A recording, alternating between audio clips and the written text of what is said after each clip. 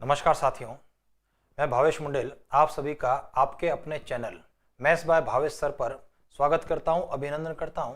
आज की इस क्लास के अंदर हम लोग बात करने वाले हैं 15 नवंबर 2022 यानी आज ही की तारीख में जो स्कूल लेक्चरर का पहली पारी संस्कृत एजुकेशन जो पहली पारी की परीक्षा थी 9 से लेकर के 10:30 बजे के बीच में, उसमें किस प्रकार का प्रश्न पत्र बना था, उसमें गणित विषय के कौन कौन से प्रश्न थे, उन प्रश्नों को हम लोग यहाँ पर डिस्कस करने वाले हैं।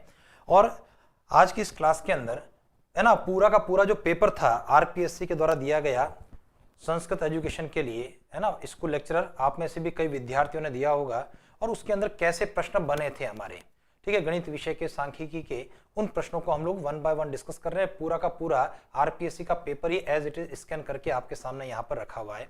देखिए सर, पहला प्रश्न जो हमारा था उसके अंदर बहुलक की बात कर रहे हैं। देखिए, मैं समझता हूं कि ये जो चीज है आपको, है ना, पेपर जो है आपको नजर भी आ रहा होगा, और नहीं तो थोड़ा सा पेपर के अंदर प्रश्नों को मैं यहाँ पर बड़ा भी बना लेता हूं कि जैसे आपका प्रश्न है, ये बहुलक का प्रश्न हमारे पास में था कि निम्न सारणिक में बहुलक कैसे ज्ञात करना है। ठीक है, टेबल आपके पास में थी, और बहुलक, और चूंकि बहुलक है, वर्ग अंतराल भी है, बारंबारता भी है, फॉर्मूला लगाते हुए आपको अपने प्रश्न को कैलकुलेट करना था। तो चलिए जल्दी से मैं इसकी बात कर लेता हूं। देखिए, बहुलक की गणना करने के लिए जो आपकी सारणी है, ध्यान दीजिए, उसी सारणी के अंदर आपको सबसे पहले बहुलक वर्ग का पता कर लेना चाहिए। ध्यान दीजिए, कैसे आप पता करने वाले हैं बहुलक वर्ग का?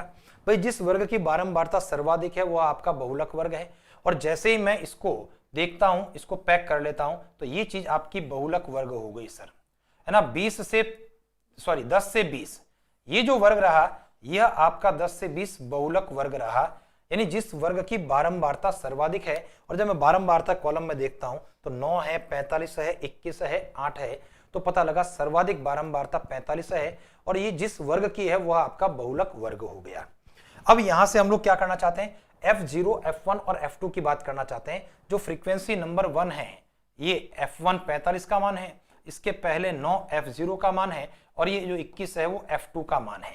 तो तीन संकेत फ्रीक्वेंसीज के आधार पर हम लोग यहां पर निकालने वाले हैं, F0, F1 और F2। F1 हाईएस्ट फ्रीक्वेंसी है, यानी उस बहुलक वर्ग की बारंबारता। F0 बहुलक वर्ग से पहले वाले वर्ग की बारंबारता है, और F2 बहुलक वर्ग के बाद वाले वर्ग की बारंबारता से है। तो चलिए, बहुलक का फॉर्मूला आपका होता है, तो Z बराबर L plus F1 minus F0 upon 2F1 minus F0 minus F2 गुणा H, ये आपका बहुलक का फॉर्मूला है, और इस बहुलक के फॉर्मूले को आप लगाएंगे और अपने प्रश्न का उत्तर निकालेंगे। ठीक है, L का मतलब है लोअर लिमिट, और जब आप देख रहे हैं बहुलक वर्ग हमारा 10 से 20 है, तो ये जो लोअर लिमिट है, निम्न सीमा, वो 10 L का रोल प्ले करने वाली है, 10। F1 माइनस F0, तो F1 आपका हो गया 45 माइनस F0 हो गया 9, तो 45 में से 9 घटा दिया F1 माइनस F0 में, 2F1 का मतलब हो गया 2F1 का अभिप्राय 45 से, माइनस F0 का अभिप्राय 9 से रहा, और माइनस में F2 का अभिप्राय 21 से रहा, और गुणा H का मतलब यहां पर वर्ग परास से हुआ, और चूंकि वर्ग हमारा 10 से 20 है, तो इसकी वर्ग परास 10 और 20 का अंतर वो 10 के बराबर रहा। चलिए इस कैलकुलेशन को कर लेंगे, अपना आंसर हो जाएगा। तो 10 प्लस, देखिए गणना कैसे करना, 45 में से 9 घटाया, और 45 में से 9 घटाया यानी 36, और 36 और 10 का गुणा करने पर 360। इधर की ओर गणना, 45 और 2 का गुणा हो गया 90, और 90 में से 21 और 9 30 घट गया, तो 90 में से 30 घटाने पर हो गया 60। ठीक है, तो 0 से 0 काट लिया हम लोगों ने, और गणना करते हुए 6 के पहाड़े से 6 बार, और 10 और 6 कितना हो गया, 16। ये आपके प्रश्न का आंसर रहा, और अपने ऑप्शन नंबर चौथे में 16.00 ये आपके प्रश्न का उत्तर रहेगा। तो उम्मीद करता हूं कि बहुत आसान सा प्रश्न आपके लिए था। ठीक है, बहुत कम समय के अंदर होने वाला प्रश्न था। ठीक है जी, यानी कुल मिलाकर के बहुलक का फॉर्मूला याद रखते हुए अपने प्रश्न का उत्तर हम लोग दे सकते हैं। चलिए सर, इसी एक और प्रश्न के बारे में हम बात करना चाहते हैं। हमारे लिए यहां पर एक प्रश्न को मैं और थोड़ा सा बड़ा बना लेता हूं सर आपके लिए। ठीक है, चलिए गौर करें, जो हमारा प्रश्न है उस प्रश्न के बारे में बात कर रहा हूं। ये देखिए, ये जो है यहां पर ये वाली स्थिति है सर आपकी, है ना,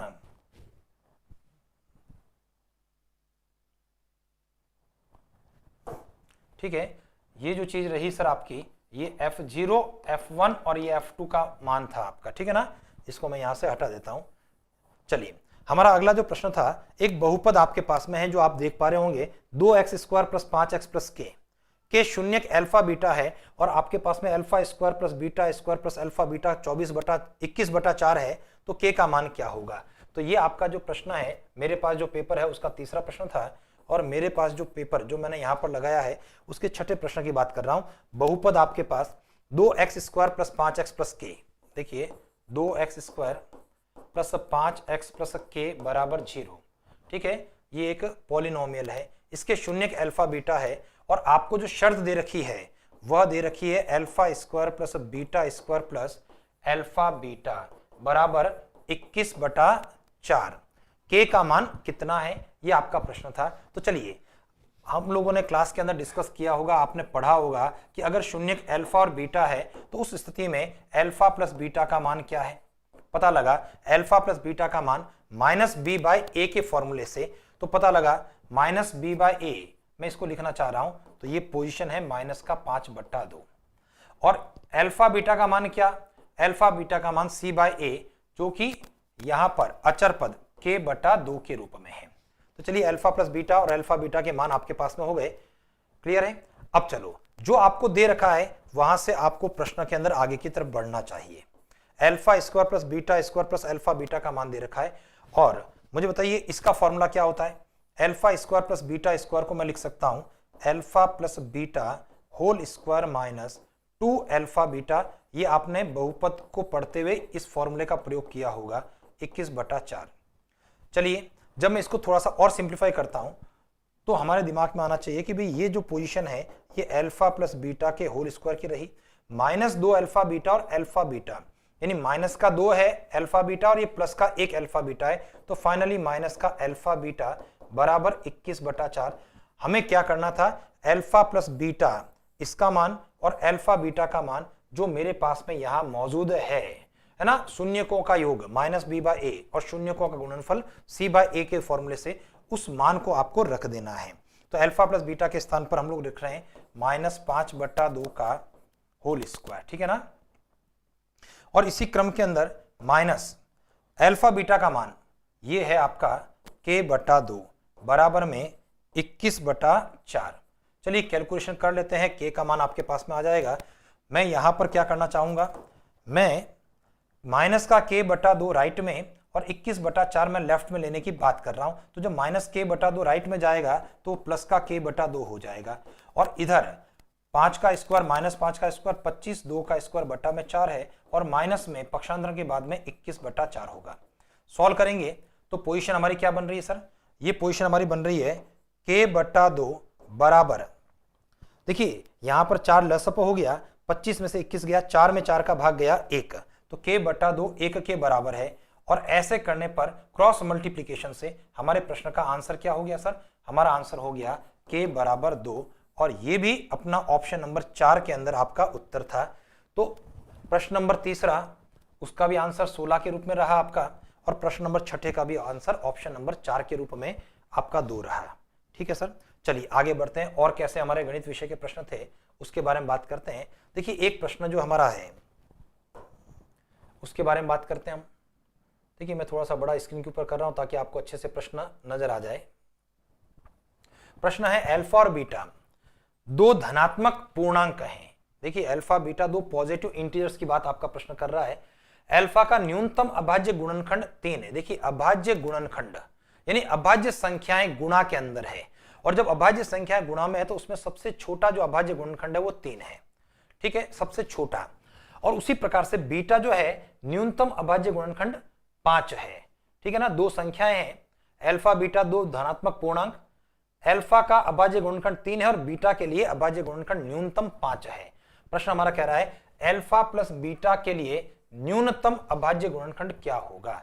तो देखिए अगर मैं कहता हूं अल्फा को 3 ही मान लेता हूं, कितना मान लेता हूं, अल्फा खुद 3 है, ठीक है, यानी गुणनखंड के अंदर हमने 3 गुणा 1 या 3 ही लिख दिया, और बीटा खुद 5 है, तो बताइए अल्फा प्लस बीटा कितना हो गया, 3 और 5 मिलकर के 8 हो गया, और जब 8 के मैं फैक्टर्स करूंगा, गुणनखंड करूंगा, तो 2 गुणा 2 गुणा 2, तो न्यूनतम गुणनखंड क्या हो गया, तो न्यूनतम अभाज्य गुणनखंड ऑप्शन नंबर ए आपका उत्तर 2 हो गया।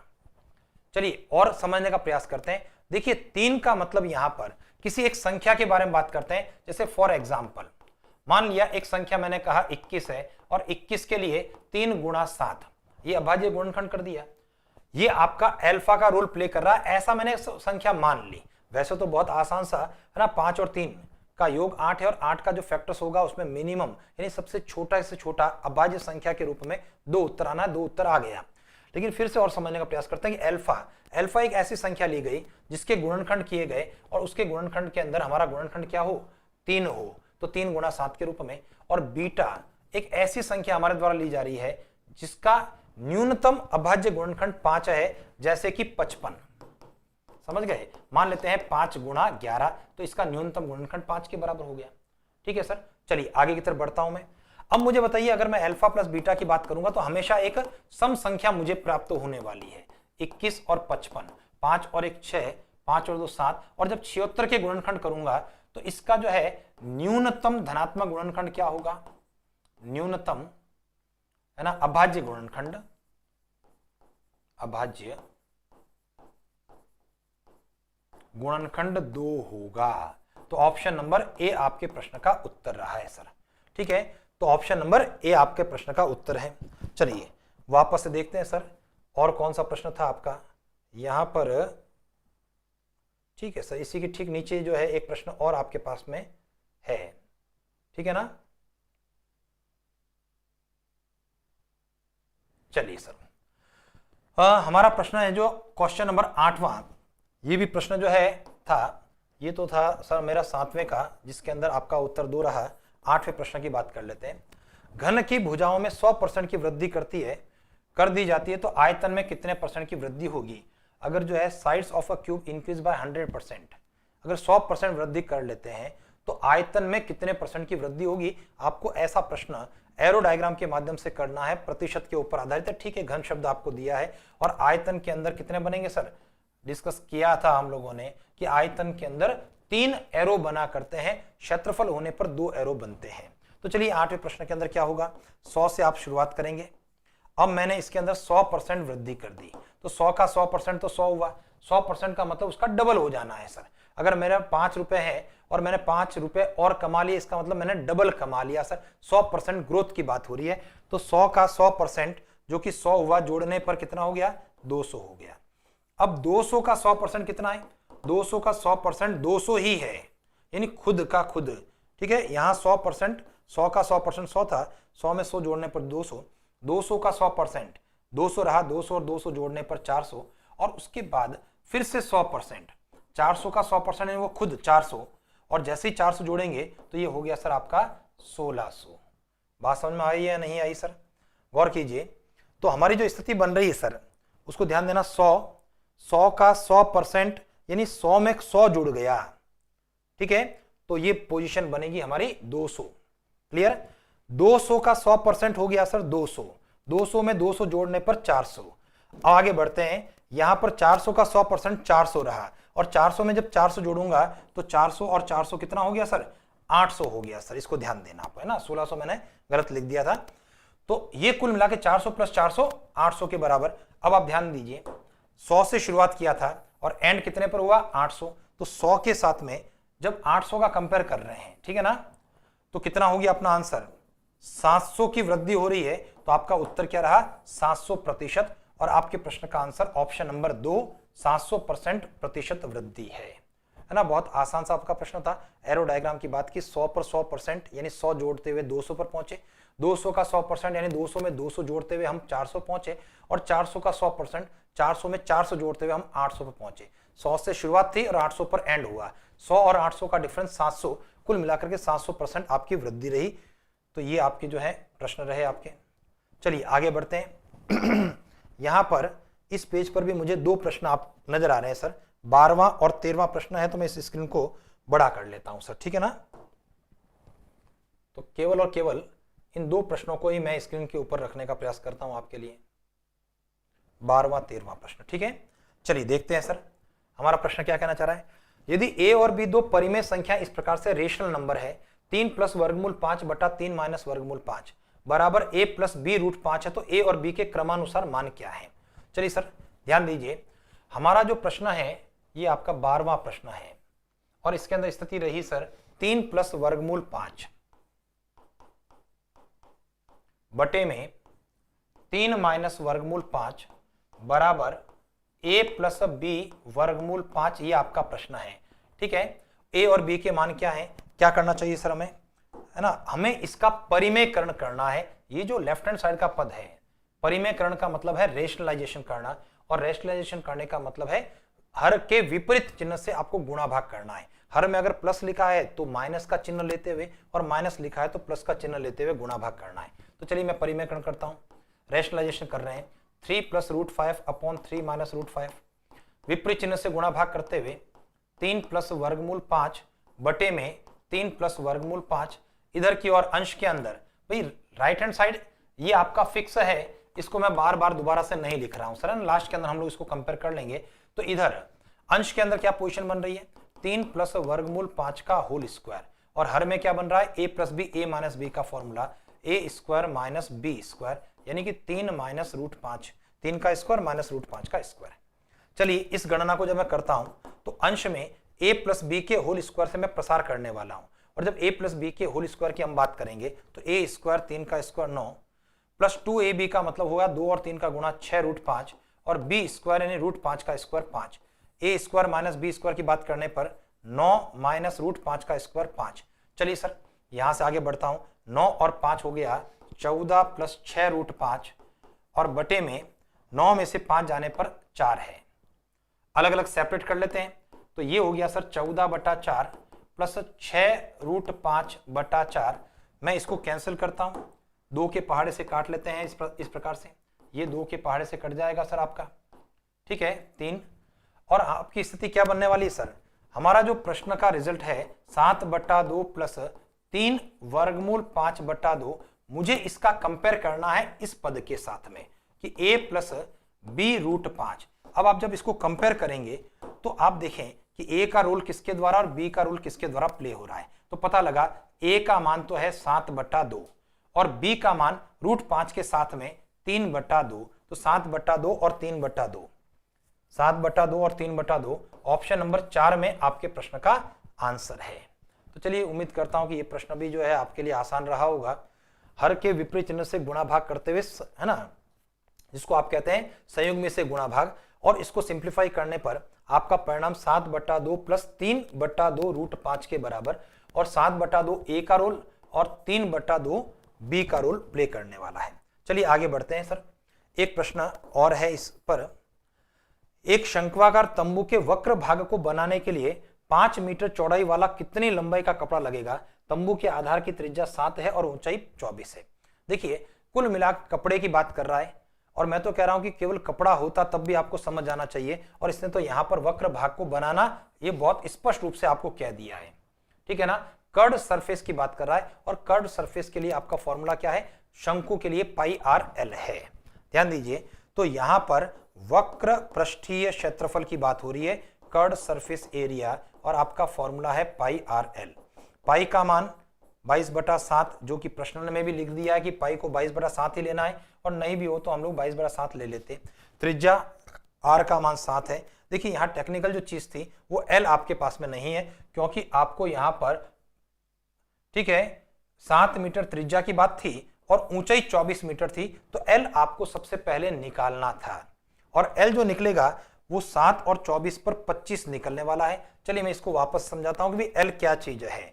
जब आप किसी शंकु की बात करते हैं, ये इस प्रकार का अगर शंकु है तो ये आपकी ऊंचाई है और ये त्रिज्या है, और एल जो है वो कर्ण का रोल प्ले करता है, ठीक है। और आपकी जानकारी में कि भी ये जो है ऊंचाई 24 है, आधार ये आपका 7 है त्रिज्या के रूप में, और एल अगर मुझे निकालना है तो मुझे पाइथागोरस प्रमेय का प्रयोग करना चाहिए।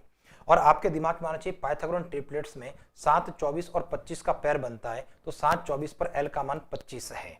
अगर ऐसा कर सकते हो तो सबसे बढ़िया है सर, और नहीं तो आपने क्या किया होगा सर, आपने इसको हल करने के लिए एल स्क्वायर पाइथागोरस प्रमेय से, है ना, एल स्क्वायर बराबर R square plus H square के रूप में, है ना, 24 स्क्वायर और 7 स्क्वायर इस प्रकार से किया होगा। तो एल स्क्वायर बराबर 576, 24 का स्क्वायर 7 का स्क्वायर 49, जोड़ने पर 625, और चूंकि ये एल स्क्वायर है 625 के बराबर है तो इसलिए इसका वर्गमूल लेते हुए एल 25 के बराबर ऐसा किया होगा। अगर पाइथागोरन ट्रिपलेट्स पता है तो 7 24 पर 25 सीधा सीधा आपका परिणाम है। तो एल यहां पर इस प्रश्न में ये टेक्निकल चीज थी, हमको 24 नहीं रखना था। चलो 7 से यहां पर 7 कट जाएगा सर, और 25 का जब 22 से गुणा करेंगे तो 25 दूना 50, हासिल लगा 5 50 और 5 55, इतना स्क्वायर मीटर कपड़ा लगेगा। अब आपका प्रश्न क्या कह रहा है, 5 मीटर चौड़ाई अगर उस कपड़े की है तो उसकी लंबाई क्या होगी, तो मुझे 5 का भाग देना था। और इस प्रश्न के उत्तर के लिए 550 में 5 का भाग देना, और 5 का जब भाग देंगे तो आपका रिजल्ट क्या रहा सर, 110 मीटर। ये आपके प्रश्न का उत्तर रहा। ऑप्शन नंबर 3 आपका उत्तर था 110 मीटर। ठीक है सर, आगे बढ़ते हैं। देखिए एक प्रश्न जो है मेरे पास में यहां पर, है ना, इस स्क्रीन के ऊपर जो है कुल मिलाकर के, है ना, इस पेज के ऊपर आपका एक प्रश्न था। चलिए मैं उसी प्रश्न के बारे में यहां पर बात कर लेता हूं सर। इसको थोड़ा बड़ा बना लेते हैं सर प्रश्न। देखिए हमारा प्रश्न क्या कहना चाह रहा है, एक बेलन की त्रिज्या 7 सेंटीमीटर है और संपूर्ण पृष्ठीय क्षेत्रफल 648 है। बेलन की ऊंचाई कितनी होगी? इससे आसान प्रश्न नहीं हो सकता सर। ठीक है, आपका प्रश्न देखो क्या चीज देता है, हमें क्षेत्रफल का मान देता है सर। क्षेत्रफल 968, और एक क्षेत्रफल किसका है सर, 968, ये बेलन का है। और बेलन में भी कैसा है, ये बेलन में भी संपूर्ण पृष्ठीय क्षेत्रफल है, यानी टोटल सरफेस एरिया है। संपूर्ण पृष्ठीय क्षेत्रफल 968 है, त्रिज्या आपके पास में 7 है, क्षेत्रफल आपको दे दिया है। ठीक है, और बेलन की ऊंचाई की बात की जा रही है, तो टोटल सरफेस एरिया आपके पास में है। ठीक है ना, और टोटल सरफेस एरिया का फॉर्मूला क्या होता है सर, यहां पर फॉर्मूला हो गया 2 पाई आर प्लस एच। एक मिनट सर, यहां पर संपूर्ण पृष्ठीय क्षेत्रफल, बिल्कुल ठीक है सर, 2 पाई आर एच और 2 pi R square, 2 pi R plus H, और ये आपका रिजल्ट रहा सर 968।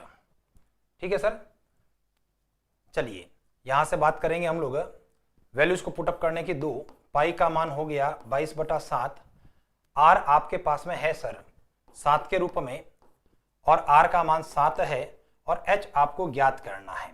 ठीक है, बराबर 968। क्लियर है सर। और यहां पर जब बात करेंगे सर संपूर्ण पृष्ठीय के अंदर, कैलकुलेशन कर लेते हैं हम लोग। यहां 7 से 7 आपका कटकटा गया, 44 का पक्षांतर कर लेते हैं, तो 7 प्लस एच आपके पास में है 968 में 22 और 2 का गुणा 44 का भाग। चलिए इस कैलकुलेशन को करना चाहते हैं हम लोग।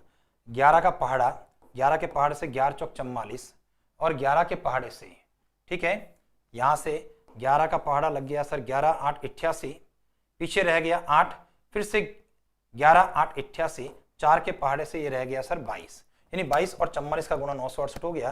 तो ये 7 प्लस एच अगर आपका 22 के बराबर है तो 7 का पक्षांतर होगा, और h जो हो गया 22 माइनस 7, तो कितना हो जाएगा सर, 22 में 7 गया 15। तो आपका आंसर रहा सर 15 सेंटीमीटर। ये आपके प्रश्न का उत्तर रहेगा सर, है ना। ऑप्शन नंबर 4 आपका आंसर रहा। ठीक है सर, तो उम्मीद कर रहा हूं कि भाई आपके दिमाग के अंदर सब चीजें जो है क्लियर है सर, भाई हम लोग क्या कर रहे हैं सर। ठीक है ना, केवल और केवल आपको संपूर्ण पृष्ठीय क्षेत्रफल, और ध्यान देना बेलन का संपूर्ण पृष्ठीय क्षेत्रफल क्या होता है सर, ये भी आप लोगों ने डिस्कस किया होगा। ठीक है, अभी वैसे आज की तारीख में तो आप नहीं चाहते होंगे, आज की तारीख में तो केवल यही चाह रहे हैं कि आप आंसर बता दें, है ना। और संपूर्ण पृष्ठीय क्षेत्रफल में 2 पृष्ठ आपके शामिल हुए, वक्र पृष्ठ भी हुआ और 2 वृत्ताकार पृष्ठ भी शामिल हुए। और वक्र पृष्ठ का जो क्षेत्रफल है वह होता है 2 पाई आर एच, और उसके अंदर 2 वृत्ताकार पृष्ठ, ये ऊपर वाला वृत्ताकार पृष्ठ पाई आर स्क्वायर, और ये भी वृत्ताकार पृष्ठ पाई आर स्क्वायर। तो कुल मिलाकर क्या हो गया सर, 2 पाई आर एच और 2 पाई आर स्क्वायर को जब ऐड करेंगे तो 2 पाई आर कॉमन करते हुए आर प्लस एच, ये आपका संपूर्ण पृष्ठीय क्षेत्रफल हो गया, और इसका परिणाम क्या रहा, 15 सेंटीमीटर आपके प्रश्न का आंसर रहा। ठीक है सर, चलिए आगे की तरफ बढ़ते हैं हम लोग। और इसमें जो है एक प्रश्न हमारा और भी था सर, ठीक है, यानी कुल मिलाकर के आपके गणित और सांख्यिकी को मिलाकर के 8 प्रश्न हमारे थे सर, ठीक है। और एक प्रश्न जो है थोड़ा सा कैलकुलेटिव था सर, ठीक है, इसमें जो है आपको समय लगना था। बारंबारता बंटन में छूटी हुई बारंबारताओं को यानी F1 और F2 को ज्ञात करना है और बंटन का माध्य आपको 1.46 के बराबर दे रखा है और छूटी हुई बारंबारताओं की बात करनी है। तो चलिए मैं इस प्रश्न के बारे में बात करता हूं। यानी हमारे पेपर में 7 प्रश्न हम लोगों ने डिस्कस कर लिए, ये आपका 8वां प्रश्न था। और यहां पर देखिए x का मान आपके पास में है और x का मान है सर 0, 1, 2, 3, 4, 5, ठीक है ना, ऐसा 0 से लेकर के 5 तक। उसके बाद में बारंबारताएं फ्रीक्वेंसीज आपको दे रखी है इस प्रश्न में 46 है, F1 F2 25, ये है सर 46, F1 F2 25, 10 और 5, ठीक है।